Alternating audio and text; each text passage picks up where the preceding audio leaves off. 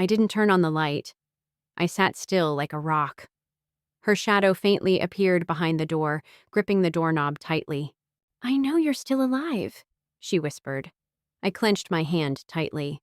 I heard the sound of a key rattling. Did she have a key? Impossible. Or did someone give it to her? I stood up and slowly approached the door. Peering through the peephole, she was staring directly into it. I flinched, her eyes blood red. I stepped back. My hands trembled for a moment. I used black tape to seal every crack around the door, then returned to the table. Near midnight, I heard rustling beneath the door. A note. "We are hungry. We will come back." I knew they weren't bluffing. They would act for real. Because this time, zombies weren't the only threat. That night, under a dim light, I sat and checked the supplies. I sighed in relief. Then, a chilling howl echoed from downstairs. Zombies. A large horde was entering the building. I looked down through the binoculars. More than 30 of them, scratching at the ground floor doors. They smelled living humans. A piercing scream rang out. A family on the second floor had been targeted by the zombies. The zombies poured in more and more. This time, I could feel they were more aggressive than before. They started climbing up. I heard footsteps, growls getting closer. They had reached my floor. They began scratching and banging on doors. I heard children crying out in fear.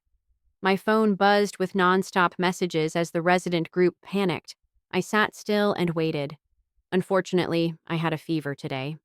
After an hour, they finally left. At 3 a.m., I was deep in sleep when a banging at the door woke me. I jolted upright in panic. I heard her voice and the neighbors trying to break into my home. They had truly begun to act. All memories from my past life rushed back, making me even more afraid, my heart pounding. Combined with the high fever from the day before, I passed out.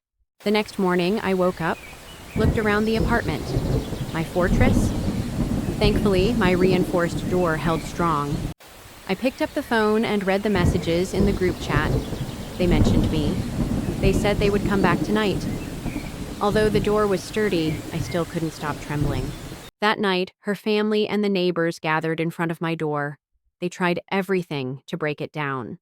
But the noise was too loud and attracted the zombies. The neighbors, too excited about breaking in, didn't notice the zombies approaching. Then the screams. The zombies rushed in and tore them apart. My neighbors tried to escape, but she wasn't so lucky. She was bitten. A while later, everything calmed down. She had turned into a real zombie. I looked through the peephole. She stood up, staring at my door. Then she left with the zombies. I still remember that look from last night. Her family said it was because of me that she got bitten. But thanks to that, the neighbors didn't dare come out again today. That gave me some peace of mind. I ate noodles while reading news from the government. They announced that the military was clearing and destroying the zombies. Relief teams were being sent to our city. Luckily, my food supply wasn't too low. When night fell, the zombies came again, as always. I peered through the peephole in fear. She was growling, bloodshot eyes glaring at my door. Unease spread through me. Another night came. But tonight was strange. There were far fewer zombies, and she was nowhere in sight. I hurried to check the news on my phone. Turns out, the army had lured the zombies elsewhere to destroy them. After many days, things finally quieted down. Relief trucks arrived.